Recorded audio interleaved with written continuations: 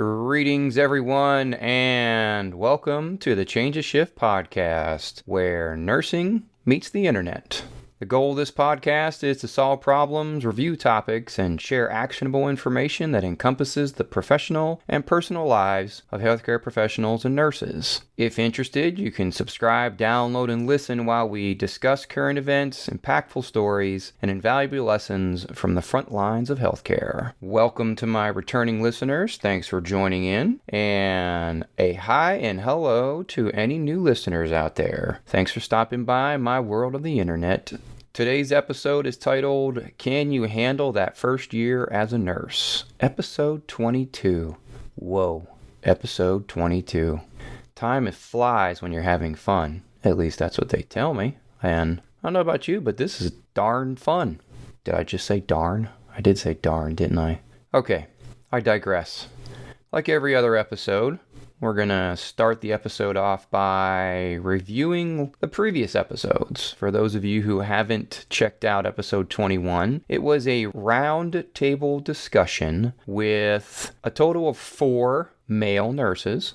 And the topic of discussion was men in nursing, do disparities exist? This particular episode was motivated and spawned from some Twitter chatter in regards to pay scales and the notion that men get paid more than women in the field of nursing. So we talked a little bit about that as well as some other disparities. It was a pretty insightful, entertaining, and educational experience, at least for me. I had some guests who were nurses from varying backgrounds and varying levels of experience. One of the nurses will be celebrating his 30th year as a nurse in the spring. The other nurse has been a nurse for 20 years, and the third of the 4 of us has only been a nurse just under 4 years. So it was a nice variety. Be sure to check out what we thought about the disparities in nursing when it regards to the male population. That episode was recorded on the Blab IM platform. It hadn't been on Blab in a while, so that was fun.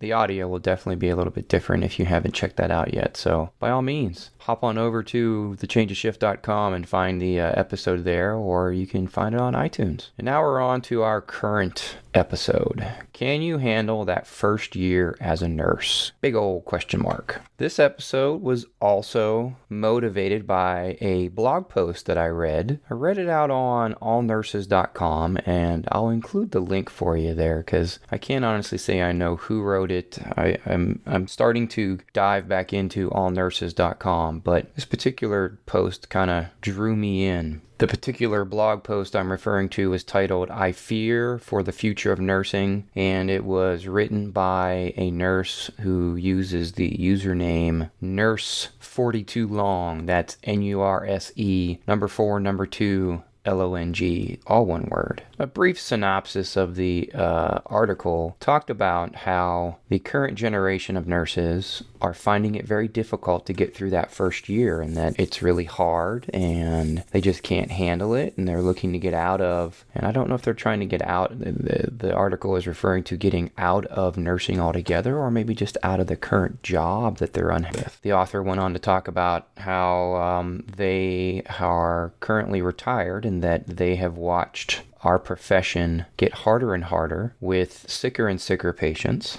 And I would refer to something in regards to nurses needing to take medications because of high anxiety levels in order to just make it through work every day. This obviously piqued my interest because I have a very different view in regards to the current state of affairs in our profession. I would absolutely agree that the first year of nursing is hard. It's downright difficult. But the paradigm is changing. When I started, it was threw you in the water, sink or swim kind of attitude. If you don't make it, thanks for trying, move on. And now, at least in my experiences over the past decade, we are trying harder now than ever to allow our new nurses to bloom and to learn and to grow and to become leaders in our profession. I do not deny that the patients we are taking care of these days are sicker now more than ever, which I think is why we have to be very diligent in making sure that the nurses that we allowed to finish school and promote or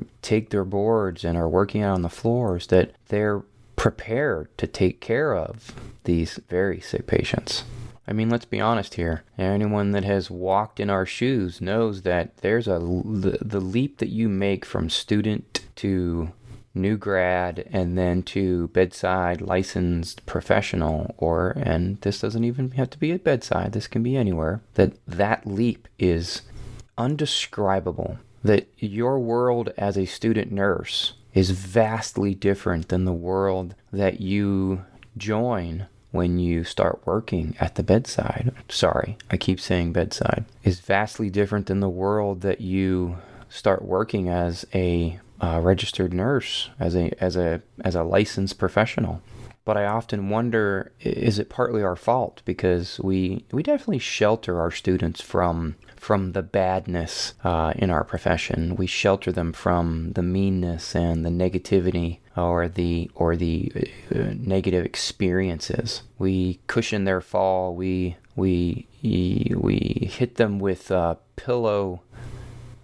What's the term that they use? Hit them with the pillow gloves.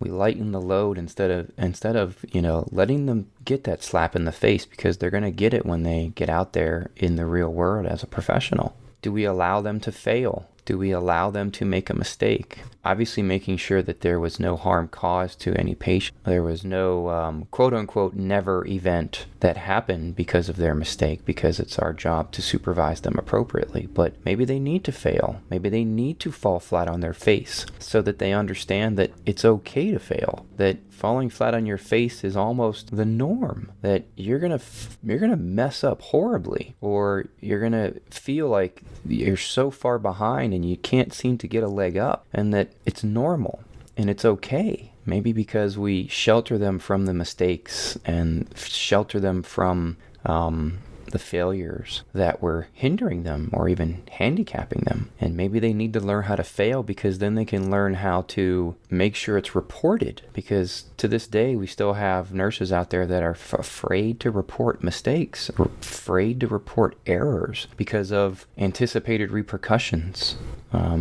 There's still a culture of blame out there, and we're not allowing ourselves, our new nurses, our seasoned nurses, to be human. There isn't a job out there that exists where you're not going to make a mistake. You're human. The difference is making sure that mistake doesn't happen a second time. We have fail-safes in place so that patients are not harmed. But even with all those fail-safes, we're talking about human lives here. We're talking about decisions that affect human lives. It's a great responsibility, and we should take it that seriously. But we shouldn't let it paralyze us either. And the last subject that this article and this author discussed was a lack of resources. That when this particular nurse started in this profession, that there was saturation of resources, whether they're from your coworkers, your colleagues, your managers, your directors. There was someone there for you. There was a resource, and that maybe those don't exist anymore, or maybe they're just not in abundance anymore. I, for one, believe that the support system still exists out there, but you have to seek it out. I think it goes back to the allowing the nurses to fail. It's being able to develop the skills and develop the coping mechanisms for failure and for the emotional roller coaster that we go through on an hourly basis in our jobs. If this profession and your choices have affected you in such a way that it borders on mental illness, that you're suffering from clinical depression or clinical anxiety, then by all means, seek out professional assistance. Maybe medication is the answer for you. Regardless, that too should be addressed. Once again, maybe nurses are afraid to report their feelings because, the nurses are the almighty, the strongest of all strong healthcare professionals, because we provide the hearts and minds of our patients with support. I think this comes down to generalizability again, is that we all make the mistake of feeling that what I have experienced is what everyone experiences. And while that holds true and helps us in many aspects of our profession, certain aspects of our profession do not benefit from that same thought process. And I think it's that difference right there that should motivate us to make sure that whatever negative experience that you are suffering through, that it's not the norm, that it's not the common thing, that it's uncommon, and that if it is common, maybe there are others out there that have experienced what you're experiencing and have successfully fought through it. And ultimately, in regards to resources, there's not only resources directly in front of you with your coworkers and colleagues, but I know for a fact that every employer has other resources available to you that you can reach out. And hey, maybe, just maybe, you'll seek help elsewhere on this thing called the internet. By golly, maybe you could actually listen to this thing called a podcast. I heard there's a really cool podcast. It's called the Change of Shift podcast. I don't know if you've heard of it or not, but if you look it up, tell somebody. So I think this episode is just to, start the conversation that the first year, and to recognize that the first year of nursing is ridiculously tough, but it's survivable. And the survivable part is where I want to finish this particular episode. Thought I'd give you 5 tips. 5 tips to not only survive, but thrive during that first year as a nurse. Number 1, be prepared for the hard. Be prepared for it to get difficult. Expect the unexpected. When the profession throws you a curveball, don't allow it to paralyze you. This job will tax every part of your being, everything from the mental intelligence, emotional bank, and physical ability. It's going to hit you in all those places. So be prepared for it. Number 2, grow a thicker set of skin. And what that means is don't be soft. When you get yelled at by a patient or a colleague or a provider or your manager, don't wallow in your sorrow. Don't go hide in the corner. Learn from it. Figure out what went wrong, what went right. Just because you got yelled at doesn't mean you did anything wrong. Maybe they just had a bad day. Develop the coping mechanisms to navigate through that difficult experience. You grow a thick set of skin by advocating for your patient and then advocating for yourself.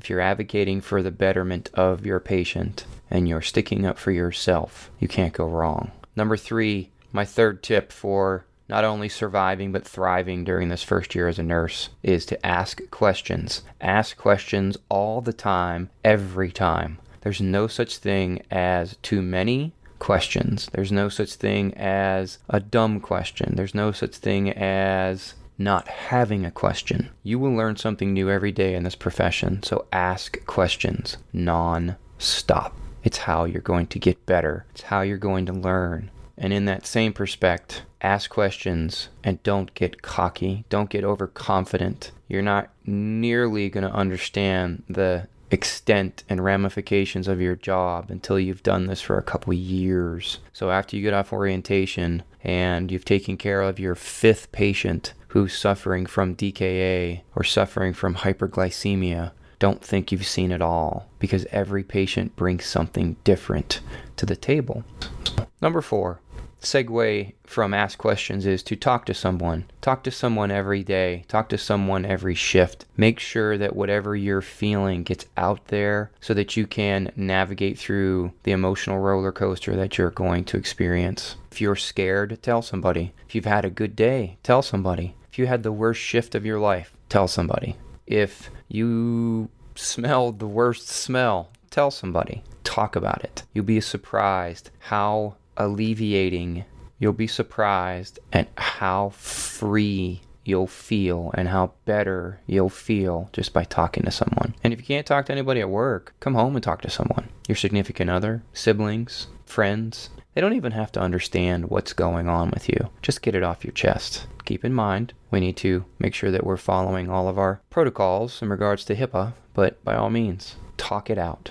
Tip number 5, last but not least, and I think one of the most important lessons you're going to learn over the course of your career is learning to say no. Learn to say the word no. nurses develop this guilt-ridden attitude of saying yes to everything. Sure, I'll help you with that. Sure, I'll come in. Sure, I'll work extra. Sure, I'll switch. For some reason, we feel obliged to say yes to everything and are afraid or feel uncomfortable or feel that we haven't earned our right to say no. Learn to say no early. If there's one thing you can take away from this episode is that nursing is a 24-hour job. The job never stops. The job is never done. There's always the next thing. So when your shift ends and you didn't get everything accomplished that you wanted to get accomplished, it's okay. The next shift will pick it up. Or you can come back tomorrow and pick up where you left off. That's it. 5 tips. So we reviewed the article titled, I Fear for the Future of Nursing, highlighted a couple topics in regards to that, and I give 5 tips on how to not only survive, but thrive during your first year as a nurse. Hope you took away some actionable information during this episode. This has been the Change of Shift podcast, where nursing meets the internet. The goal of this podcast is to solve problems, review topics, and share actionable information that encompasses the lives of healthcare professionals and nurses. My name is Sean Dent, and I am your host. I thank you for tuning in, whether a repeat customer or first-time listener. If you found anything during this episode valuable, if you liked anything that you heard, could you tell someone? Let somebody know that you found this information valuable. We're out on the web at thechangeofshift.com. We are on all the podcatchers. Every way that you can listen to us, we're out there. iTunes, Stitcher, you name it, we're out there. Hit me up. Let me know you like this episode. Or tell me how much you didn't like this episode. I want to hear from you. Can you give me any suggestions on what you'd like me to talk about? As always, check your own pulse first.